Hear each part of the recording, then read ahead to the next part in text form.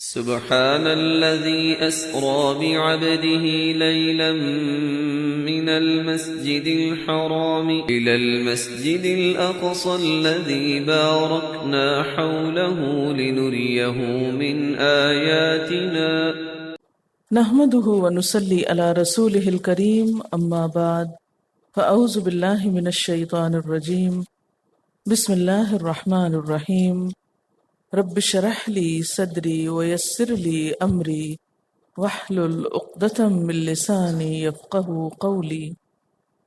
اللہ تعالیٰ فرماتے ان احسنتم، اب یہ کون سا احسنتم ہے؟ وہ پٹنے کے بعد احسنتم لانفسکم، تم نے اپنے لیے اچھا کیا، اگر تم نے اچھا بھی کیا تو اپنے لیے کیا۔ وَإِنْ أَسَأْتُمْ، اور اگر تم نے برا کیا فَلَهَا، تو اپنے ہی لیے کیا۔ اب کیا ہوا؟ اس دوران ان کے اندر پھر کچھ نبی آئے، حضرت یحییٰ علیہ السلام آئے، حضرت مسیح علیہ السلام آئے۔ اب یہ 400-500 سال کا عرصہ یوں لگتا ہے نا بہت بڑا، لیکن یہ کچھ ان کے اوپر خیر کا پھر گزر گیا۔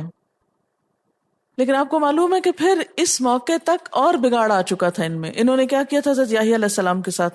یاد ہے آپ کو؟ پیچھے پڑ چکے ہیں نا، کیا ہوا تھا؟ قتل کر دیا۔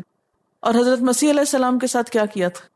ان کے قتل کے منصوبے بنائے تھے رومی بادشاہ کے ساتھ مل کر، ٹھیک؟ تو اللہ تعالیٰ نے پھر کیا کیا؟ دوبارہ ان کی شامت لائے۔ اب رومیوں کے ہاتھوں پٹے، ٹیٹس رومی بادشاہ نے ان پر حملہ کیا۔ اس نے مذہبی صحیفے پاؤں تلے رون ڈالے، بیت المقدس کو تاراج کیا، ہیکل سلیمانی کو نقصان پہنچایا، اور یہود کو ان کے علاقے سے پھر نکال باہر کیا۔ اور یہ کب ہوا؟ 70 آفٹر کرائسٹ میں۔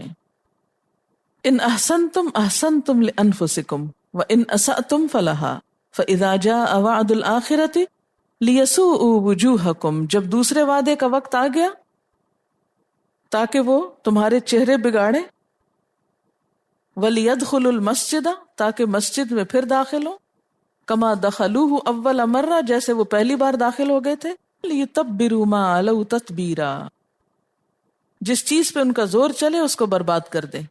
عسى ربکم ان یرحمکم، امید ہے کہ تمہارا رب تم پر رحم کرے گا۔ کب رحم کرے گا؟ اگر تم نے پھر توبہ کی۔ وَإِنْ عُدْتُمْ عُدْنَا، اور اگر تم لوٹے تو ہم بھی لوٹیں گے، تم نے پھر وہی کام کیا تو ہم بھی تمہارے ساتھ وہی کریں گے۔ وَجَعَلْنَا جَهَنَّمَ لِلْكَافِرِينَ حَصِيرًا، اور بنا دیا ہم نے جہنم کو کافروں کے لیے قید خانہ۔ اور یہاں بعض نے کہا کہ ان احسن تم سے مراد کیا، اگر تم اسلام قبول کر لو تو تمہارے لیے اچھا ہے، اور اگر تم برا کرو گے تو اس کی بھی شامت بھگتو گے۔ اور یہ جو لفظ ہے نا لیتبروا ما علوا تتبیرا، تو اس سے مراد بڑی تباہی ہے۔ اور پھر چہروں کے بگاڑنے کی بات ہے خاص طور پر، یہ بھی قابل غور ہے، یعنی ایسے آلات اور ایسے جنگی سامان جن سے چہرے مسخ ہو جائیں۔ اس سے ایک اور بات بھی آ رہی ہے سامنے، وَإِنْ عُدْتُمْ عُدْنَا، اگر پھر تم نے کیا تو پھر ایسا ہی ہوگا، یعنی پھر بھی ہو سکتا ہے، صرف 2 ہی دفعہ نہیں بگاڑ بلکہ زیادہ مرتبہ بھی یہ شامت آ سکتی ہے۔ وَجَعَلْنَا جَهَنَّمَ لِلْكَافِرِينَ حَصِيرًا، اب یہ کیا بات ہوئی؟ اگر پھر تم نے ایسا کیا تو دوبارہ ہو جائے۔ یہاں سے ایک اور بات سمجھ میں آتی ہے، اور یہ عام طور پر آپ کو کسی تفسیر کی کتاب میں نہیں ملے گی۔ یہ یونیورسٹی میں جب میں پڑھاتی تھی تو ہمارے ایک کولیگ تھے ایجپشن، وہ ہیبرو کے بہت بڑے عالم تھے، انہوں نے ہیبرو لینگویج بھی سیکھی تھی، اور ان کی کتابوں کا اوریجنل زبان میں بھی کافی مطالعہ کیا تھا، اور بہت گہری نظر تھی ان کی تاریخ پر۔ ان کے ساتھ میں نے ان آیات کو پڑھا تھا اور ان سے ڈسکس کیا تھا، کیونکہ مجھے کبھی بھی سیٹسفیکشن کسی تفسیر کو پڑھ کے نہیں ہوتی تھی۔ میں نے جتنی بھی اس آیت پہ تفسیریں پڑھی میں کبھی مطمئن نہیں ہوتی تھی، میں یہاں آ کے اٹک جاتی تھی کہ ابھی کچھ باقی ہے۔ تو انہوں نے جو تفسیر کی اور جو باتیں کی وہ میں آپ تک بھی پہنچا دیتی ہوں۔ یہ میری باتیں نہیں، یہ ان کی ہیں، اس لیے انہی کی طرف ریفر کروں گی۔ وہ ڈائریکٹ ان کی کتابوں کے عالم تھے اور بنی اسرائیل کی تاریخ کا بہت گہرا مطالعہ، ماضی، حال، مستقبل کے آئینے میں، اور ان کی یہ باتیں کافی حد تک مجھے اپیل بھی کی، تو آپ کو بھی کنوے کر دیتی ہوں۔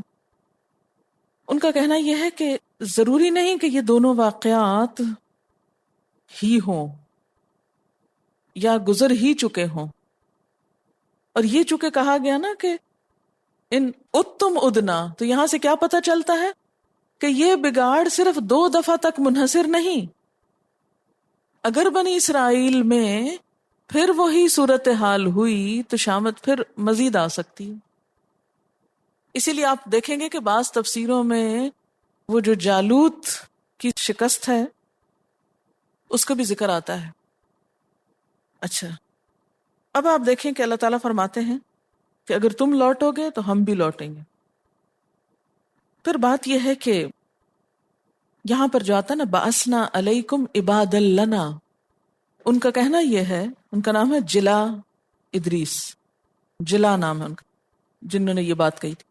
کہتے ہیں کہ بَعَثْنَا عَلَيْكُمْ عِبَادًا لَنَا، وہ کہتے ہیں یہ لفظ قابل غور ہے کہ عباد لنا، ہمارے بندے، بندے جو ہمارے لیے تھے۔ تو بخت نصر اور ٹیٹس مسلمان نہ تھے، اور یہ تباہی مسلمانوں کے ہاتھوں نہیں تھی۔ اس کی دلیل وہ کیا دیتے ہیں، وَلِيَدْخُلُوا الْمَسْجِدَ، کہ وہ مسجد میں داخل ہوں گے، یعنی مسجد پر قبضے کی طرف اشارہ ہے، کما دخلوہ اول مرہ۔ تو ان کے خیال میں بنی اسرائیل کی یہ شامت مسلمانوں کے ہاتھوں میں آئے گی، ٹھیک ہے۔ وہ کہتے ہیں کہ ایک مرتبہ ہو چکا ہے اول مرتن، اور وہ کب؟ صلاح الدین ایوبی کے ہاتھوں، کیونکہ صلاح الدین نے مسلمانوں کو اکٹھا کیا اور یہود کی خوب شامت آئی، اور ان کے خیال میں ایک بار ابھی رہتی ہے ان کی تباہی کی، اور وہ بھی ہوگی، لیکن اس کے لیے عباد لنا ہونا شرط ہے۔ جب مسلمانوں کے اندر یہ صفت آئے گی کہ وہ اللہ کے بندے بن جائیں گے، تو پھر دوسری دفعہ مسلمان فاتح ہوں گے، قابض ہوں گے اسی مسجد پر جو آج ان کے ہاتھ میں نہیں۔ وَلِيَدْخُلُوا الْمَسْجِدَ كَمَا دَخَلُوهُ أَوَّلَ مَرَّةٍ، دوسری دفعہ پھر اس مسجد میں جائیں گے وہ کہتے ہیں کہ فلسطین کو آزاد کرنے کے لیے اب بھی چانسز ہیں، اور وہ کیا ہے کہ اللہ کے بندے بن جائیں۔ آج کل ڈور ان کے ہاتھ میں ہے، اور یہ جو آیت آتی ہے نا وَلَتَعْلُنَّ عُلُوًّا كَبِيرًا، تم بہت بڑی بلندی پکڑو گے، بنی اسرائیل کو کہا گیا، وہ کہتے ہیں وہ آج کا دور ہے کہ آج بنی اسرائیل مسلمانوں سے بڑھ کر طاقتور ہو چکے ہیں، دنیا کی اکانومی ان کے ہاتھ میں، میڈیا ان کے ہاتھ میں، اور اس کے علاوہ ہر چیز پہ چھائے ہوئے ہیں۔ خود اسرائیل کی ریاست بن چکی ہے، وہاں بھی ان کا غلبہ ہے، طاقت ہے، قوت ہے، بڑی طاقتوں کے ساتھ اتحاد کر کے، جیسے قرآن میں آتا ہے نا کہ الا بحبل من اللہ وحبل من الناس، انسانوں سے جب وہ اپنی رسیاں تعلقات جوڑ لیں گے، تو وہ اس وقت دنیا میں علوًا کبیرہ پہ پہنچے ہوئے ہیں قرآن کی اس پیشن گوئی کے مطابق۔ اس میں آتا ہے نا آیت 6 میں وَأَمْدَدْنَاكُمْ بِأَمْوَالٍ وَبَنِينَ وَجَعَلْنَاكُمْ أَكْثَرَ نَفِيرًا، مال بھی دیں گے، اولاد بھی دیں گے، اور تمہاری تعداد بھی بڑھ جائے گی۔ آیت 104 سورۃ بنی اسرائیل، یہاں دوسرے وعدے کی بات ہو رہی ہے۔ فَإِذَا جَاءَ وَعْدُ الْآخِرَةِ، جب آ جائے گا دوسرے وعدے کا وقت، جئنا بکم، لے آئیں گے ہم تم کو، لفیفا، لپیٹ کر، سب لپٹ جاؤ گے، اکٹھے ہو جاؤ گے۔ تو وہ کہتے ہیں کہ اس وقت آپ دیکھیں کہ اسرائیل میں حبشی یہودی، روسی یہودی، امریکی یہودی، اور جرمن یہودی، اور مصری یہودی، اور شامی یہودی، سب کے سب اکٹھے کر لیے گئے، یعنی سب ایک جگہ اکٹھے۔ لفیف، لفافہ کس کو کہتے ہیں؟ ریپ کر لینا، یعنی کہ اکٹھے ہو جانا نا، کسی چیز کو پیک کرنے کے لیے ہوتا ہے نا لفافہ، اگر لفافہ نہ ہو تو چیزیں بکھر جاتی، تو جمع ہو جاتی ہیں کہ یکجا ہو جاتی۔ یعنی دوسرے وعدے کا جب وقت آئے گا تو ہم کیا کریں گے؟ تو ہم تم سب کو اکٹھا کر دیں گے، اکٹھے ہونے کے چانسز ہو جائیں گے. اور وہ کہتے ہیں کہ اس وقت علوًا کبیرہ بھی ہے ان کے پاس اور جئنا بکم لفیفہ بھی ہے. اب جب مسلمانوں کے اندر عباد لنا کی صفت آئے گی تو مسلمان ولیدخل المسجد، مسجد اقصی میں داخل ہو جائیں گے. اچھی تفسیر ہے نا یہ بھی، بہت زیادہ اچھی، یہ ہم کو زیادہ پسند.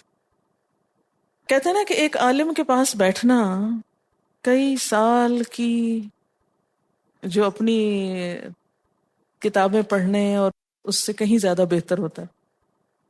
میں نے زندگی میں ہمیشہ ایک اصول رکھا ہے کہ کسی کے پاس بھی بیٹھو کوشش کرو مفید گفتگو کی اور یہ جاننے کی کہ اس سے دین کا کیا فائدہ ہو سکتا ہے. اور جب تک ہم قرآن کے ساتھ اس طرح زندگی نہیں بسر کرتے نا تو قرآن کے عقدے نہیں کھلتے، اور عقدے نہ کھلے تو روزمرہ کے مسائل کا حل نہیں ملتا.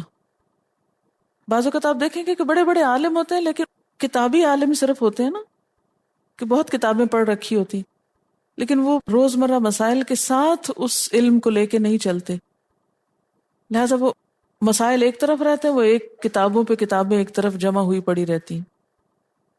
لیکن بعض لوگوں کے پاس تھوڑی دیر بیٹھ کر ہی آپ کو اندازہ ہوتا ہے کہ وہ صرف آیتیں حفظ نہیں کیے ہوتے یا حدیثیں رٹے ہوئے نہیں ہوتے، بلکہ عام روزمرہ زندگی کے مسائل کا حل تلاش کرتے ہیں اس کتاب میں. اور یہی اپروچ زیادہ درست ہے، اس لیے کہ ہدی للمتقین ہے نا، یہ ہدایت کے لیے آئی کتاب. یہ تو نہیں کہا کہ ہدی للعالمین یا مفسرین یا کچھ اور، یہ سب کے لیے کتاب ہے جو بھی تقوی اختیار کرے گا. کہتے ہیں نا رأس الحکمت مخافت اللہ، حکمت کا جو اصل ہوتا ہے نا وہ اللہ کا خوف ہوتا ہے. ایک سچے عالم کی جو خصوصیت ہوتی ہے وہ ہوتا ہے کہ وہ اللہ سے کتنا ڈرتا ہے، خدا خوفی کتنی ہے اس میں. حکمت کیسے پیدا کریں اپنے اندر؟ تو حکمت جہاں علم سے آتی وہاں اللہ کے خوف سے آتی. جب دل میں تقوی آتا ہے نا، خدا کا ڈر آتا ہے، اللہ کی خاطر کام ہونے لگتا ہے، تو اللہ تعالیٰ خود بخود حکمت سکھا دیتے ہیں. جب اللہ کی معرفت ہونے لگتی ہے تو اللہ تعالیٰ ایسی باتیں دل پہ القاء کرتے ہیں پھر جو عام حالات میں نہیں ہوتی. اسی لیے جو عالم ہو اس پر لازم ہے کہ وہ اللہ کا ذکر کرنے والا ہو اور تقرب الہی کے وہ سارے طریقے اختیار کرے. ورنہ اللہ کی کتاب کو انٹرپریٹ کیسے کر سکتے ہیں آپ جب آپ کا اللہ ہی سے تعلق نہ ہو؟ سوچے نا، آپ کسی کی بھی کتاب یا کسی کے بھی کلام یا کسی کے بھی فلسفے کو اگر آپ انٹرپریٹ کر رہے ہیں، کب کریں گے؟ جب آپ اس کو جانتے ہوں گے. آپ اسی کو نہیں جانتے، آپ اس کی کتاب پہ تبصرے فرما رہے ہیں. مثلاً عام طور پر لٹریچر میں آپ دیکھیں کہ آپ مختلف کتابوں پہ تنقید لکھتے ہیں یا تبصرہ لکھتے ہیں تو وہ اس وقت آپ کرتے ہیں جب آپ اس شخصیت کو پہلے پڑھتے ہیں. کسی پوئٹ کو پڑھے بغیر اس کی پوئٹری پہ تبصرہ ہو سکتا ہے؟ کسی پوئٹ کو جانے بغیر اس کی پوئٹری سمجھ میں نہیں آ سکتی. کیا آ سکتی؟ تو اگر ہمارے اندر قرب الہی ہے تو اللہ کی کتاب بھی زیادہ سمجھ بھی آئے گی اور عمل بھی کر پائیں گے. اور اگر اللہ کی ذات کی معرفت نہیں نا، اس سے کوئی رشتہ نہیں، اس سے کوئی تعلق نہیں، تو یہ باتیں بڑی اجنبی لگیں گی. اور پھر یہ لازم و ملزوم ہے، جب اس کو پڑھتے جاتے ہیں تو اللہ کی پہچان ہوتی جاتی ہے، وہ پہچان میں آتا جاتا ہے تو یہ سمجھ میں آنے لگتی ہے. دونوں چیزیں لازم و ملزوم ہو جاتی، پھر انٹر ریلیٹڈ ہو جاتی. یہی وجہ کہ آپ کو جو باتیں سمجھ میں آتی ہیں یہی باتیں اگر آپ باہر میں کسی سڑک پہ چلنے والے آدمی سے کریں گے تو اس کو سمجھ میں نہیں آئے گی. کیوں نہیں آتی اس کو سمجھ؟ وجہ کیا ہے؟ اس کا اللہ تعالیٰ کے ساتھ وہ تعلق نہیں جو آپ کا ہے. اس تفسیر کو وہ احادیث بھی سپورٹ کرتی ہیں جس میں قیامت کے قریب مسلمان جو ہیں ان کا پھر دنیا میں غلبہ ہوگا. یہ ایک بشارت ہے نا. حضرت عیسیٰ علیہ السلام کے دوبارہ آنے پر ہی مسلمانوں کو غلبہ ہوگا نا. ہمارے ذہن میں پتہ کیا ہے؟ عیسیٰ علیہ السلام آئیں گے نا تو جیسے ایک چھڑی گھمانے سے ہی سب مسلمان ایسے ہی ہو جائیں گے جلدی جلدی میں. نہیں، اس کے لیے پہلے سے کوششیں شروع ہو چکی ہوں گی کیونکہ انسانی ذہن کو بدلنا کسی چھڑی سے ممکن نہیں ہوتا، صرف اس کے لیے بہت سے معیرز ہوتے ہیں۔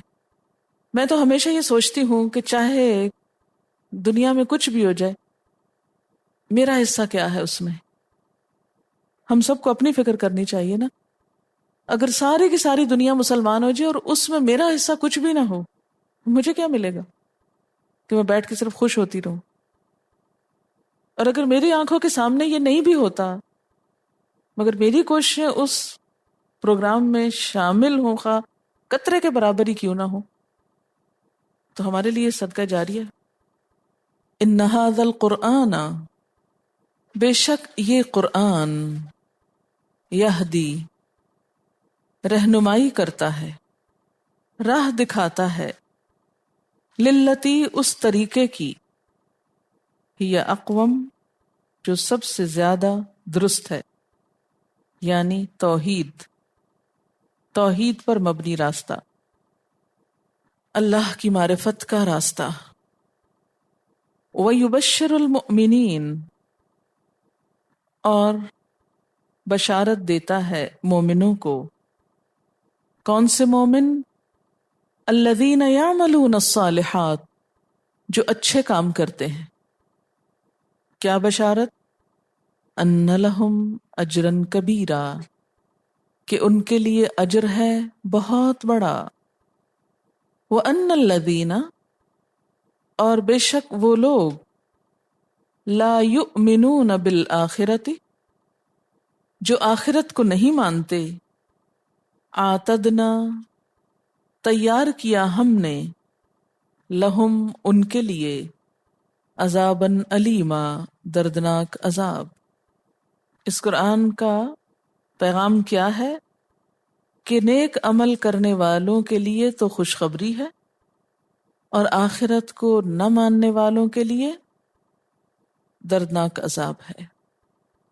ہم لوگوں کو کس طرح دلیل کے ساتھ ثابت کر سکتے ہیں کہ نبی صلی اللہ علیہ وسلم جسم اور روح دونوں کے ساتھ معراج پر گئے؟ پہلی بات تو یہ کہ احادیث سے یہ بات ہمیں پتہ چلتی ہے کہ آپ صلی اللہ علیہ وسلم جسمانی طور پر بھی گئے، اور دوسری بات یہ کہ یہاں پر جو فرمایا گیا کہ اسرا بعبدہ، تو عبد کا لفظ روح پہ بولا جاتا ہے۔ عبد کس کو کہا جاتا ہے؟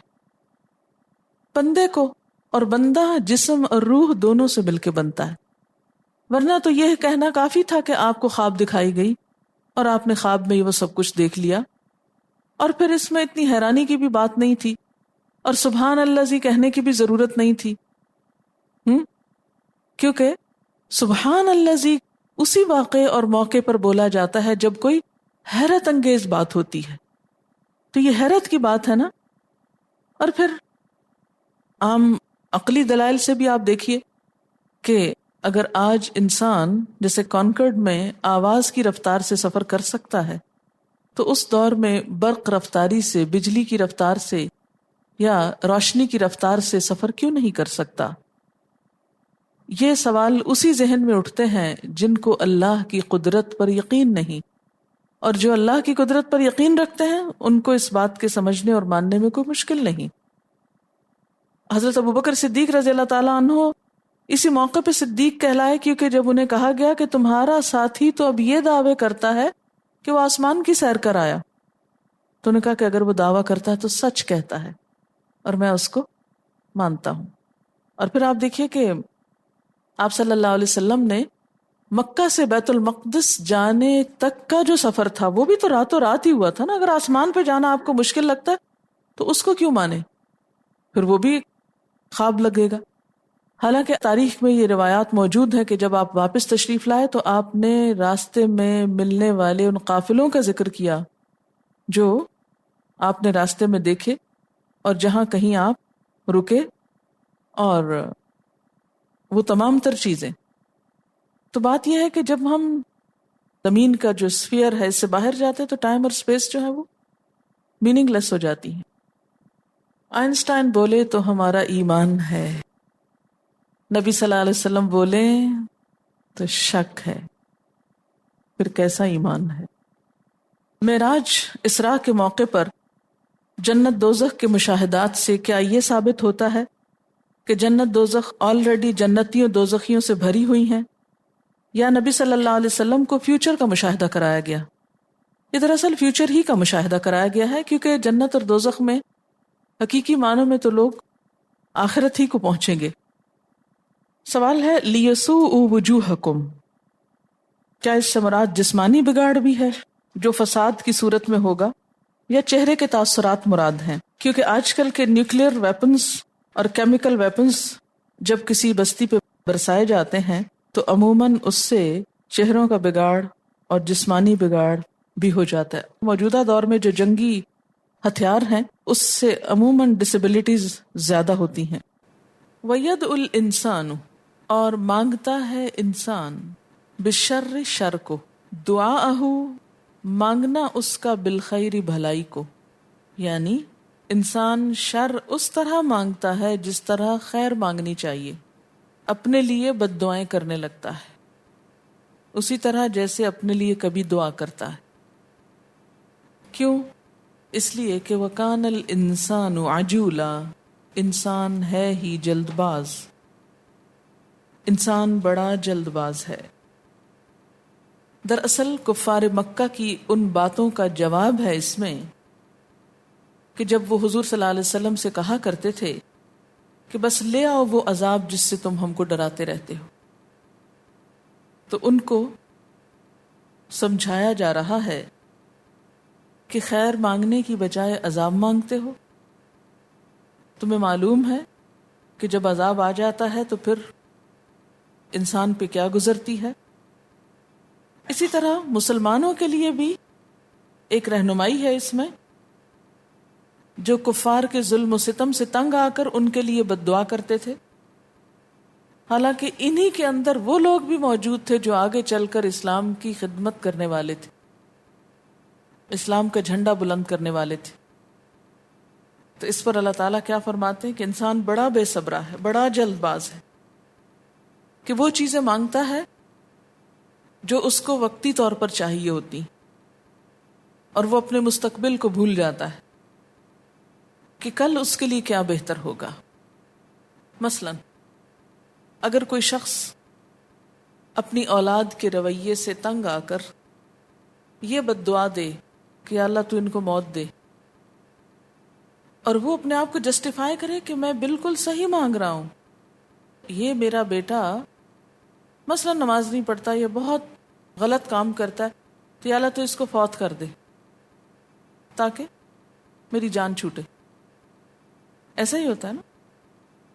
لیکن اس کو نہیں پتا ہوتا کہ اس کا یہی بچہ نیئر فیوچر میں ہدایت پانے والا ہے، اور ہدایت پا کر ہدایت کے رستے پہ چل کر اس کے لیے صدقہ جاریہ بننے والا ہے۔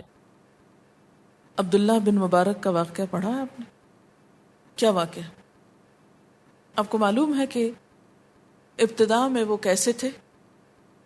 بہت ذہین انسان تھے، اور اس کے ساتھ ہی وہ ذہانت ان کو برائی کی طرف لے گئی۔ ان کے والد اتنے نیک انسان تھے کہ انہیں کسی باغ کی حفاظت پر رکھا گیا۔ ایک مرتبہ جب باغ والا آیا تو اس نے کہا جاؤ میٹھا پھل توڑ لاؤ۔ جب وہ توڑ کر لے گئے تو وہ کھٹا تھا، تو مالک بہت ناراض ہوا، کہا کہ تم اتنے عرصے سے اس باغ کی رکھوالی کر رہے ہو اور تمہیں یہ بھی نہیں پتا کہ میٹھا پھل کیسا ہوتا ہے اور کھٹا کیسا ہوتا ہے۔ اس نے کہا آپ نے مجھے باغ کی رکھوالی کے لیے تو رکھا تھا، پھل چکھنے کے لیے نہیں۔ یعنی ان کے تقویٰ کا اس سے اندازہ لگائیں کہ کبھی انہوں نے مالک کی غیر موجودگی میں کسی پھل کو ہاتھ نہیں لگایا تھا کہ چک چک کر وہ تجربہ کرتے رہیں۔ اس قدر رزق حلال کا اہتمام کرنے والے تھے۔ ماں بھی بہت نیک خاتون تھی۔ جب بیٹا پیدا ہوا تو بالکل ہی دوسری طرح کا، بعض اوقات ایسی آزمائشیں آ جاتی ہیں نا انسان پر، تو بہت پریشان ہوتے تھے دونوں، خوب دعائیں مانگتے تھے۔ بسا اوقات اللہ تعالیٰ کوئی ایسی آزمائش اس لیے دے دیتا کہ انسان زیادہ اس کے قریب رہے، خوب خوب دعائیں کرتا رہے، درجے بلند کرنے کے لیے۔ کہتے کہ ان کے اندر ہر خرابی آ گئی وقت کے ساتھ ساتھ، چوروں کے سرغنہ ہو گئے۔ ایک مرتبہ چوری کرنے کے لیے کسی عمارت پہ چڑھے تو قرآن کی ایک آیت سنی، الم یأن للذین آمنوا ان تخشع قلوبہم لذکر اللہ، کیا ایمان والوں کے لیے وہ وقت نہیں آیا کہ ان کے دل اللہ کے ذکر سے نرم پڑ جائیں؟ تو ایک دم چیخ اٹھے کہ اللہ وہ وقت آ گیا ہے، اور وہاں سے پلٹ آئے، اور اس کے بعد بہت ہی دیندار انسان ثابت ہوئے۔ امام ابو حنیفہ کے استادوں میں سے تھے جن سے انہوں نے حدیث لی۔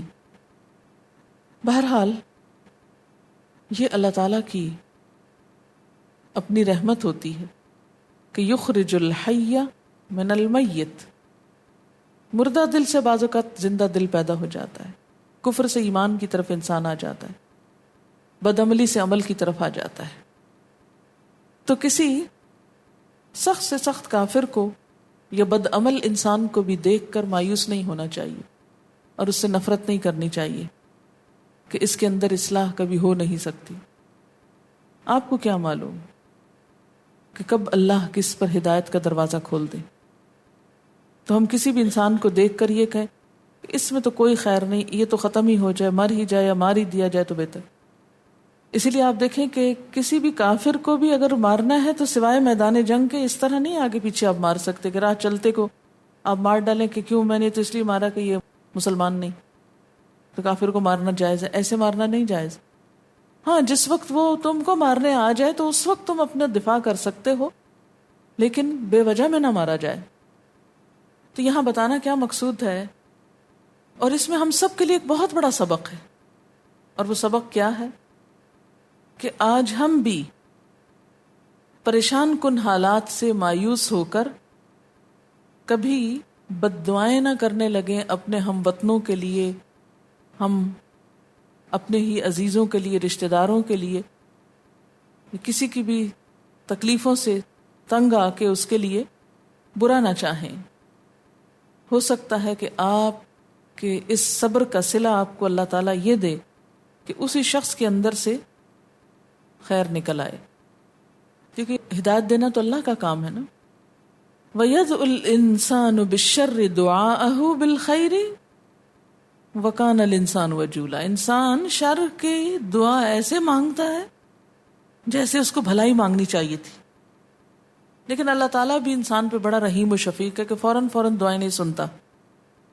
سورۃ یونس میں آپ پڑھ چکے ہیں وَلَوْ يُعَجِّلُ اللَّهُ لِلنَّاسِ الشَّرَّ اسْتِعْجَالَهُم بِالْخَيْرِ لَقُضِيَ إِلَيْهِمْ أَجَلُهُمْ وَآخِرُ دَعْوَانَا أَنِ الْحَمْدُ لِلَّهِ رَبِّ الْعَالَمِينَ سُبْحَانَكَ اللَّهُمَّ وَبِحَمْدِكَ نَشْهَدُ أَن لَّا إِلَٰهَ إِلَّا أَنتَ نَسْتَغْفِرُكَ وَنَتُوبُ إِلَيْكَ۔